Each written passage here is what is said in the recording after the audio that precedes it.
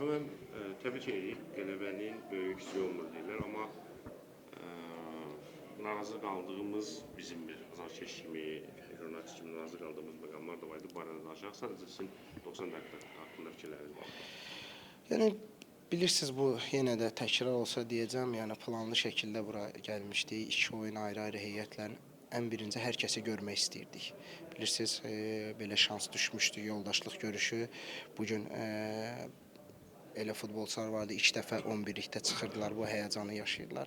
Yəni oyun baxımından futbolçulardan razıyam. Yəni iki oyuna bəlkə də bu qədər qol epizoduna girmək və bunu dəyərləndirmək lazım idi. Təəssüf ki, bunu dəyərləndirə bilmirik. Amma buna baxmayaraq bu gün rəqibimiz də yaxşı rəqib idi. Bilirik ki, bu il C liqasına çıxıblar. Amma buna baxmayaraq oyundan qopmadıq, qol buraxdıq. Ondan sonra yaxşı hücumlar oldu, 2 qol vurduq, bəlkə də 3-cü qolu vurmalıydıq. Bu çempionatın bitməsindən sonra belə futbolçuların həqiqətən məşqdə əhval-ruhiyyəli, istəkli olması bizi sevindirdi. Əlbəttə Millətlər Liqasında daha çətin olacaq. Amma buna baxmayaraq ümidliyik və bunu davam elətdirmək lazımdır. Axı mən iki fərqli oyun, birində uduzduq, birində udduq. Mənim şəxsi fikrimdir, daha yaxşı oynadığımız oyunu uduzduq. Amma daha zəif kimi görünən oyunda biz qələbə qazandıq. Və ya sualı bir fərqli formada verim. Daha çox qol imkanı yaratdığımız oyunda biz məğlub olduq, amma bugün bəlkə də 2 dəfə, 3 dəfə sayı az idi Malte'nin oyunla müqayisədə falan. Bu sizi narahat elədi mi? Yox, gəlin gerçək deyək, bugün daha çox qələbəyə köklənmişdik. Bilirsiniz, bugün başa düşürük, azarkeşlər də qələbə istəyir. Yoldaşlıq görüşü olsa belə, birinci oyunda məğlub olmuşduq. Biraz futbolçularda psixoloji bu durum var idi.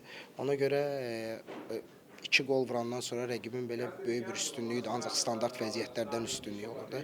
Amma heyətimizə də baxmaq lazımdır. Yəni fərqli heyətlər idi. Bəlkə bu heyətdə futbolçular birinci dəfə idi bir-biri ilə oynayırdılar.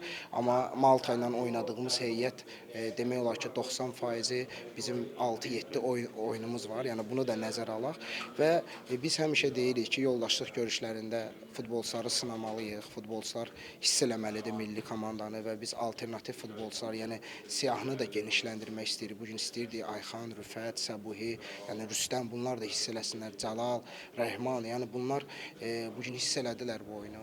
Sevinirəm Renata görə bugün hücumçumuz qol vurdu.